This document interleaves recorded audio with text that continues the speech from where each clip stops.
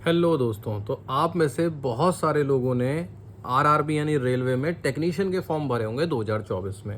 हम इस वीडियो में पूरी बात करेंगे। इस वीडियो से आपको बहुत हेल्प मिलेगी। इस वीडियो में हम एग्ज़ाम पैटर्न, किस सब्जेक्ट से कितने मार्क्स का आता है, कौन से सब्जेक्ट इंपॉर्टेंट हैं, कौन से नहीं है, क्या सिलेबस है, क्या क्या हमारे एग्ज़ाम स्टेजेस आएंगी, क्या सैलरी है, कैसी ये जॉब होती है, मैं अपने बारे में बता देता हूँ सबसे पहले। ठीक है। मैं रेलवे की 2018-19 की जो वैकेंसी आई थी उस समय 2018-19 की जो वैकेंसी आई थी उस समय एएलपी और टेक्नीशियन के नाम से वैकेंसी आई थी। उस समय इनकी कंबाइंड वैकेंसी निकली थी। इस बार इनकी अलग अलग वैकेंसी निकली हैं। पिछली बार एग्ज़ाम भी कंबाइंड हुआ था। ठीक है। तो मैं उस समय एएलपी में लगा था और अभी फ़िलहाल मैं सीनियर एएलपी हूँ। लगभग 4 साल हो गए काम करते हुए। ठीक। इस वीडियो में हम बात करेंगे अच्छा, इसमें खास बात क्या है, 12th पास वालों के लिए भी मौका है। ठीक, कि ये जॉब वो पा सकते हैं। इस वीडियो में हम बात करेंगे कि हम 3 महीने का समय लेकर चलेंगे और अच्छे से तैयारी करेंगे कि इन 3 महीनों की तैयारी में हमारा सिलेक्शन हो जाए, और हो भी जाएगा अगर आप अच्छे से पढ़ाई करते हैं तो। ठीक है। फिलहाल 14,298 पोस्ट हैं, वैकेंसी हैं, और मैं अपने आधार पर आपको बताऊंगा कि टेक्नीशियन की जॉब होती कैसी है। मैंने तो नहीं की, पर जैसे रेलवे में तो मिलते रहते हैं, कई बार साथ में मान लीजिए कहीं मिल गए या ट्रेन से आते जाते मिल जाते हैं हमारे साथी लोग। ठीक। तो यहाँ पर 2 पोस्ट निकली हैं, 2 वैकेंसी निकली हैं। एक टेक्नीशियन ग्रेड 3 की और टेक्नीशियन ग्रेड 1 की। जो ग्रेड 3 वाली हैं इसमें मेनली आईटीआई मांगा हुआ है, और इसकी एक पोस्ट जो है वो 12th पास वालों के लिए भी निकली हुई है। और जो ग्रेड 1 वाले हैं वो डिप्लोमा या फिर बीटेक वाले हैं। ठीक। अब जो ग्रेड 3 वाले हैं इसमें 4 सब्जेक्ट आएंगे, मैथ, रीजनिंग, साइंस और जीए। एग्जाम पैटर्न अभी हम समझ रहे हैं पहले। ठीक है। सभी बातें करेंगे अभी इस वीडियो में, और एक एक करके बात करते हैं। सबसे पहले जो टेक्नीशियन ग्रेड 3 का एग्जाम देने वाले हैं वो देख लीजिए। पिछली बार जो एएलपी का सीबीटी 1 था वही ग्रेड 3 का टेक्नीशियन ग्रेड 3 का सिलेबस है, वही पैटर्न है, वही पेपर है। इसमें 25 नंबर की मैथ, 25 की रीजनिंग, 40 की साइंस और 10 की जनरल अवेयरनेस आती है। कुल मिला के 100 सवाल होते हैं और 90 मिनट। अगर आप जीए को छोड़ दें, इस पर ज़्यादा समय ना गंवाएं, तो जो बचते हैं वो 90 नंबर के बचते हैं। 100 में से 90 नंबर के लिए आपको मेन मेहनत करनी है। 10 नंबर के चक्कर में आपको अपना बहुत ज़्यादा समय नहीं गंवाना है, चाहे वो टेक्नीशियन ग्रेड 1 हो, ग्रेड 3 हो या फिर एएलपी हो। ठीक है। 90 नंबर में क्या है आपके सामने, मैथ है, रीजनिंग है और साइंस है। इन तीनों पर आपको फोकस रखना है और आपका सिलेक्शन हो जाएगा। जीए अगर आप पढ़ना चाहें, क्योंकि भाई आपके पास समय हो सकता है कि समय हो, तो जर्नल अवेयरनेस को आप ट्रिक्स की हेल्प से कर सकते हैं। करंट अफेयर अगर आप पढ़ना चाहें तो एग्ज़ाम की डेट के 1 महीना पहले से पढ़ सकते हैं। जैसे आज एग्ज़ाम मान लो दिसंबर में है, तो आप नवंबर में आप पढ़ाई शुरू करें करंट अफेयर की। ठीक है। करंट अफेयर्स आपको अगर पढ़ने हैं एग्जाम से 1 महीना पहले, 1 महीना पहले से पढ़ना शुरू करें, क्योंकि लगभग 1 महीना पहले पेपर डिसाइड हो जाता है। तो उसके बाद तो जो भी चीजें इवेंट होंगे वो तो करंट अफेयर में, वो पेपर में नहीं डाल पाएंगे, क्योंकि तब तक पेपर बन चुका होगा। ठीक है। चलिए अब बात करते हैं टेक्नीशियन ग्रेड 1 की। तो ग्रेड 1 में बिल्कुल वैसा होता है जैसा एएलपी का सीबीटी 2। 20 की मैथ, 15 की रीजनिंग, 10 की जीए, 20 की कंप्यूटर और 35 की बेसिक साइंस एंड इंजीनियरिंग। कुल मिला के 100 सवाल होंगे, 90 मिनट होंगे। यहाँ पर भी सेम चीज है। जीए को अगर आप छोड़ दें तो मैथ, रीजनिंग, कंप्यूटर और साइंस यहाँ पर बड़ा ही इंपॉर्टेंट रोल निभाती हैं। 100 में से 90 नंबर आपको दे जाती हैं। ठीक है। और मेरी पर्सनल सलाह भी यही है कि जीए को समय देने से अच्छा है आप कंप्यूटर को समय दें। जीए को समय देने से अच्छा आप बेसिक साइंस एंड इंजीनियरिंग को समय दें, मैथ और रीजनिंग को समय दें। ठीक है। कुल मिला के 90 मिनट में यहाँ भी 100 सवाल हैं। निगेटिव मार्किंग दोनों ही एग्जाम में 1/3 की होगी। एग्जाम पैटर्न समझ गए कि किन सब्जेक्ट्स पर फोकस रखना है और किसको आप छोड़ सकते हैं। जीए को आप छोड़ सकते हैं, या फिर उसको बाद में अगर समय बचता है एक्स्ट्रा तो ट्रिक्स की हेल्प से कंप्लीट कर सकते हैं। जॉब प्रोफाइल की ये जॉब कैसी है, तो दोस्तों एक फिक्स शेड्यूल की जॉब है, एएलपी की तरह नहीं है। असिस्टेंट लोको पायलट की अनशेड्यूल जॉब होती है, इसमें फिक्स शेड्यूल है। 8 घंटे की आपकी शिफ्ट रहेगी, फिक्स जगह है कि उस जगह पर ही रहेगी। मोस्टली टेक्नीशियन शेड्स में काम करते हैं। ठीक है। इसमें आपको फ़ायदा ये होता है कि आप आगे की तैयारी भी कर सकते हैं, या फिर अगर आपको कुछ शौक है, कुछ जिम करनी है, स्पोर्ट्स ज्वाइन करना है, कुछ भी एक्स्ट्रा को करिकुलर एक्टिविटी करनी है, तो उसके लिए आपको टाइम मिल जाता है। शिफ्ट वाइज जॉब चलती हैं, वीकली आपको रेस्ट मिलता है। तो एएलपी से थोड़ी सी आराम की जॉब है, तो उस हिसाब से थोड़ी सी कम सैलरी वाली भी जॉब है एएलपी से, है ना। एएलपी के कंपैरिजन में अगर बात करें तो अब आप कहेंगे कि भैया कितनी सैलरी होती है, तो सैलरी इनकी लगभग टेक्नीशियन ग्रेड 3 की बात करें तो 33 से 35 हज़ार के आसपास एक अप्रॉक्सीमेट वैल्यू शुरू में लगभग मिलती है, जो कि समय के साथ साथ बढ़ती जाती है। टेक्नीशियन ग्रेड 1 की बात करें तो लगभग 45 हज़ार रुपये मिलती है, जो कि समय के साथ बढ़ती जाती है। ठीक है, ये आपकी सैलरी की बात हो गई। पीछे बता दी कि जॉब कैसी होती है। ठीक, आगे चलते हैं कि आपको इसकी तैयारी शुरू कैसे करनी है। ठीक है, आप पहले तो ये समझ लीजिए कि आपको सिर्फ 3 महीने देने हैं। 3 महीने में आपको अपने आप से धोखा नहीं करना है, टाइम पास नहीं करना है। ये नहीं करना है कि मोबाइल लेके बैठे हैं और घंटों घंटों इंस्टाग्राम पर रील देख रहे हैं। पढ़ने बैठे हो तो पढ़ने बैठे हो। अगले 3 महीने के लिए आप अपने आप को प्रिपेयर कर लो कि रोजाना 5 घंटे पढ़ना है। अगर 5 घंटे आप पढ़ लेते हैं तो मेरे हिसाब से 5 घंटे बहुत लंबा, काफ़ी अच्छा समय है। आप बहुत स्पीड से अपने सिलेबस को कवर कर लेंगे। यहाँ पर ध्यान रखने योग्य बात यह है कि सिर्फ एक ही CBT2 होगा। इसमें अगर गलती हो गई तो बात खत्म।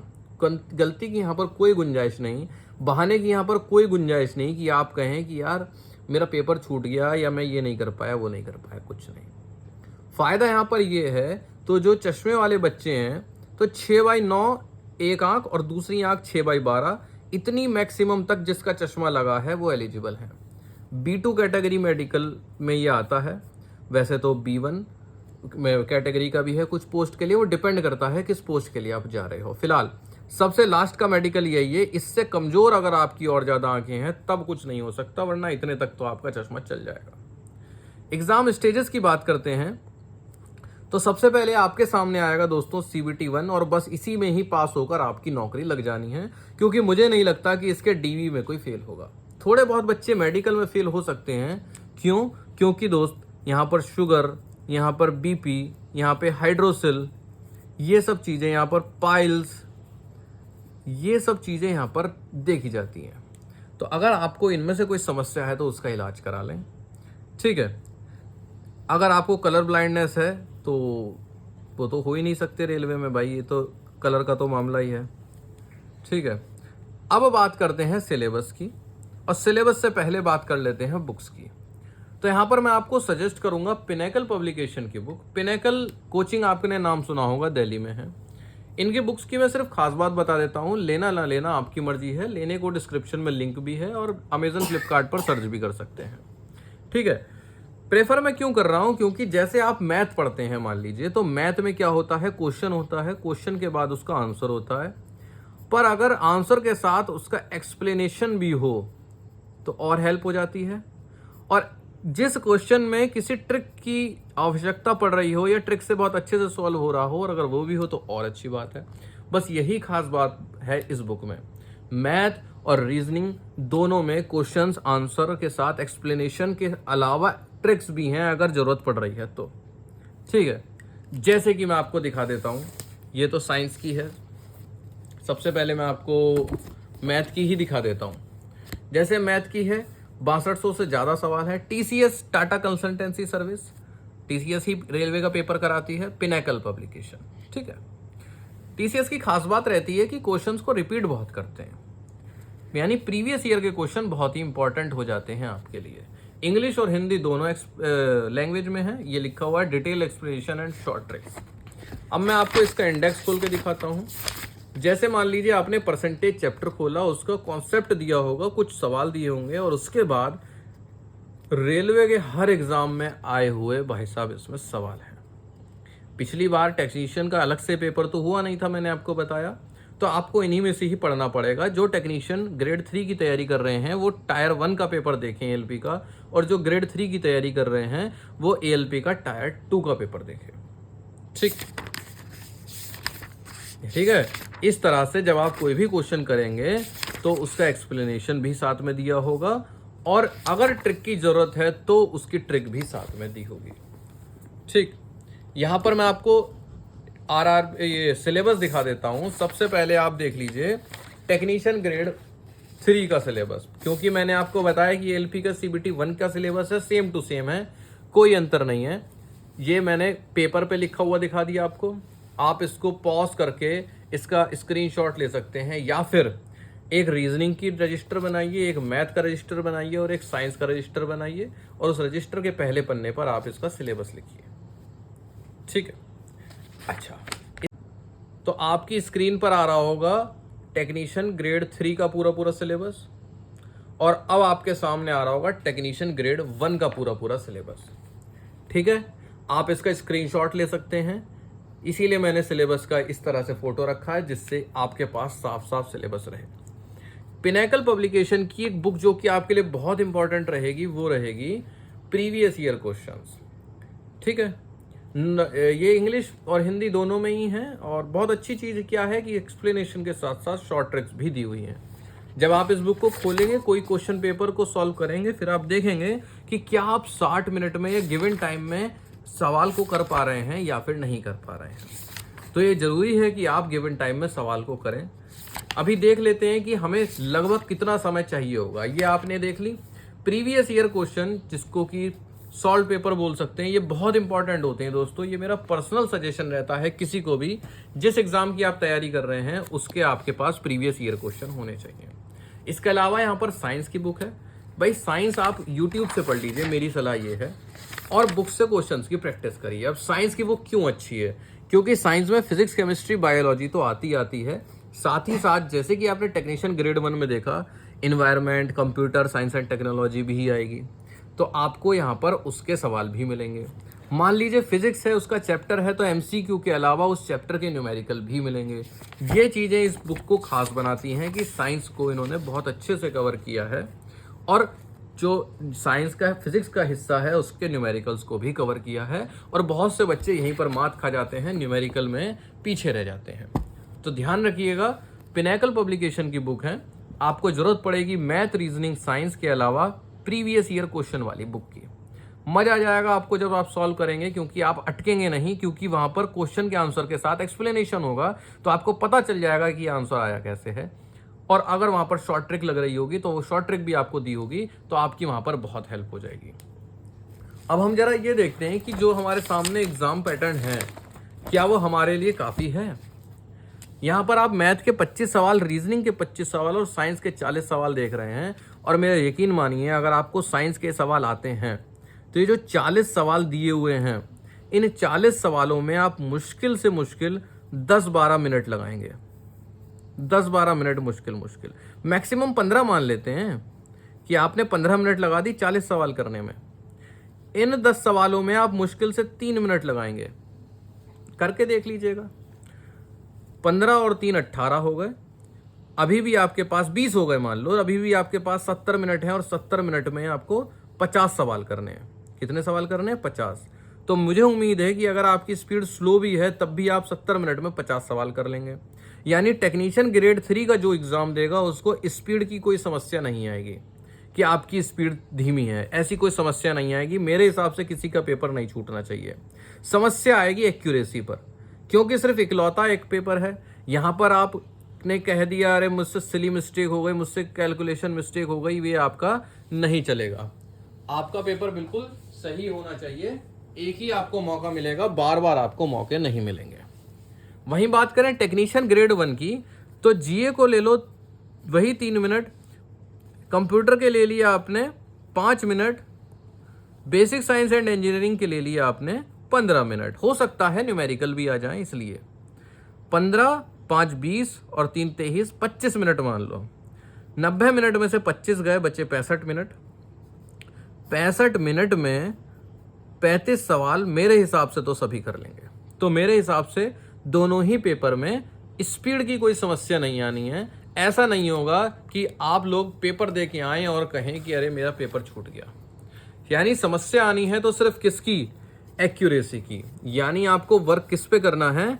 अपनी एक्यूरेसी पर। ठीक है, एक्यूरेसी पर वर्क करना है। अब एक्यूरेसी का मतलब है कि आप जो सवाल करें उसको सॉल्व करें सही सलामत। ये ना हो कि 25 नंबर की मैथ में से आप 17-18 कर पा रहे हैं। लिख के ले लीजिएगा, पेपर इतना कठिन नहीं आता है, आसान आता है। 25 में से 20 नंबर के सवाल बहुत ही नॉर्मल बच्चे भी सही कर लेंगे। तो आपको अपनी तैयारी को एक अप देना है, बूस्ट देना है। इसीलिए मैंने कहा कि बुक से ज़्यादा क्वेश्चन सॉल्व करिएगा। मान लीजिए आप टेक्नीशियन ग्रेड 1 के सवाल को कर रहे हैं, तो उस बुक से, पिनेकल वाली बुक से, मान लीजिए आप ये बुक ले रहे हैं, तो इसमें जो जेई लेवल के सवाल आए हुए हैं वो कर लीजिएगा, आपको अच्छी तैयारी हो जाएगी। भाई आपको क्यों लुल्लू क्वेश्चन या हलवा क्वेश्चन ही करने हैं, अच्छे लेवल पे पहुंच जाइए। हो सकता है आपकी शिफ्ट में थोड़ा कठिन पेपर आ जाए, ठीक है। रीजनिंग में भी यही है, 15 सवाल आएंगे, समय की कमी नहीं रहेगी, पर गलत नहीं होने चाहिए। तो अब आपका मेन फोकस, जो भी टेक्नीशियन वाले हैं उनका मेन फोकस क्या होना चाहिए, समय पर, कि हमारा समय कम नहीं पड़ेगा परंतु गलत नहीं होना चाहिए, ठीक है। मैथ का पेपर है, अब जैसे ये मैथ में दिए हुए हैं, अब आप मान लीजिए एएलपी के सवाल टायर 1 के सॉल्व कर लिए, टायर 2 के सॉल्व कर लिए, अब आप जेई और एनटीपीसी के भी सॉल्व कर लीजिए। ये क्योंकि ग्रेजुएशन लेवल के पेपर होते हैं रेलवे में, तो इनमें मैथ स्टैंडर्ड साइज की आती है, यानी आपके पेपर में जेई या एनटीपीसी के ऊपर की मैथ नहीं आएगी, इनसे आसान ही आएगी। तो अगर इस बुक का यही तो फायदा है, आप अगर जेई का भी फॉर्म भरा है तो इसमें जेई की भी तैयारी हो जाएगी। आने वाले समय में एनटीपीसी का भी आप भरेंगे, क्योंकि उसमें भी ग्रेजुएशन और 12th मांगते हैं, तो उसकी भी तैयारी हो जाएगी। आपको फिर अलग बुक नहीं लेनी पड़ेगी, बार बार अलग से बुक्स नहीं लेनी पड़ेगी। तो उम्मीद है ये चीज़ें आपकी समझ में आई होंगी कि इस एग्ज़ाम में आपके लिए क्या क्या सब्जेक्ट्स इंपॉर्टेंट हैं, कैसी ये जॉब है, कितनी इसकी सैलरी होगी, लगभग कैसा आपका काम रहेगा, ठीक है, और किन सब्जेक्ट्स पे आपको फोकस करना है, और आपको स्पीड पर मेन वर्क करना है या फिर एक्यूरेसी पर, ठीक है। तो एक्यूरेसी पर आपको वर्क करना है, सवाल सारे करने हैं। तो उम्मीद यही है कि कुछ समझ में आया होगा। अगर कोई भी कंफ्यूजन रहता है तो आप बिल्कुल कमेंट करिएगा।